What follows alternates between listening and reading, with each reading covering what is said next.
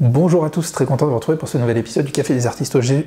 Aujourd'hui, je réponds à la question de Jacqueline qui me demande, pour faire des textures, puis-je utiliser de l'argile dans du gesso ou encore d'autres matières plutôt que du sable?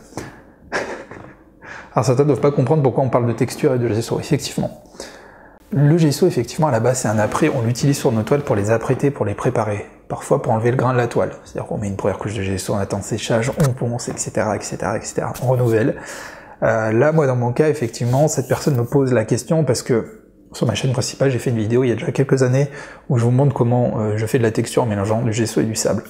Autant dire, c'est un usage détourné du gesso, ce qui n'est pas fait pour le gesso, c'est une sorte de plâtre d'après, mais par ses propriétés, on peut mélanger des choses dedans, dont du sable. Ça mélange bien, ça crée un côté granuleux, par contre c'est très absorbant, donc il faut faire attention.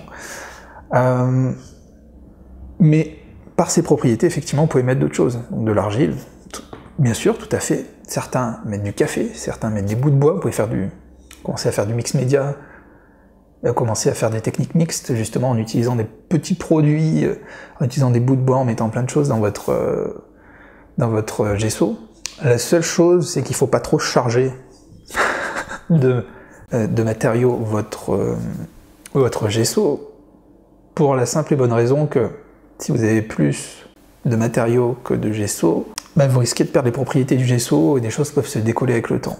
Deuxième effet qui se coule, ça risque d'être beaucoup trop lourd pour votre toile. Votre toile peut s'affaisser et avec le temps ça peut se déchirer, peut avoir des effets disgracieux, donc on fait quand même attention. Moi du sable j'en ai jamais trop mis, mais voilà, je mets un peu de sable, café non j'ai pas utilisé, mais je sais qu'on peut mettre plein de choses, ça m'est arrivé en expérimentant, mais c'est des toiles que j'ai jamais vendues, j'ai gardé pour moi, de mettre des petits bouts de bois, certains mettent des feuilles, voilà, des feuilles d'arbres, vous pouvez mettre plein de choses, certains mettent des feuilles de journaux, enfin voilà, tout est possible, expérimentez, mais attention à la quantité de ce que vous allez mettre dans votre gesso. Pour ceux qui veulent vraiment faire de la texture de façon un peu plus académique, comme moi je l'ai fait sur celui-là, finalement, c'est du molding paste. Le molding paste est fait pour, là c'est du molding paste haute densité qui me permet vraiment d'avoir pas une mémoire de forme, mais si, on peut appeler ça comme ça. C'est-à-dire que le moindre mouvement que je vais mettre dans mon média, dans mon modeling paste, va vraiment garder la forme. Et du coup, je peux avoir des choses très très précises et c'est très intéressant après à travailler. C'est un coup de main quand même à avoir pour repeindre par-dessus, mais c'est très intéressant. Modeling paste, voilà, vous trouverez plein de vidéos sur ma chaîne principale. Voilà, j'espère que vous appréciez cette réponse, un petit pouce levé si c'est le cas, n'hésitez pas à commenter, surtout à partager la vidéo autour de vous.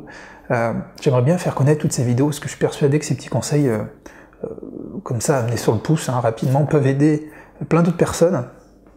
Donc n'hésitez pas à partager à vos amis, partagez sur les réseaux sociaux, par mail, parlez-en, voilà, ça me ferait très plaisir. Vous pouvez vous aussi poser votre question avec le lien qu'il y a dans la description. Et puis voilà, moi je vous souhaite une excellente journée, je vous dis à très bientôt pour une autre vidéo.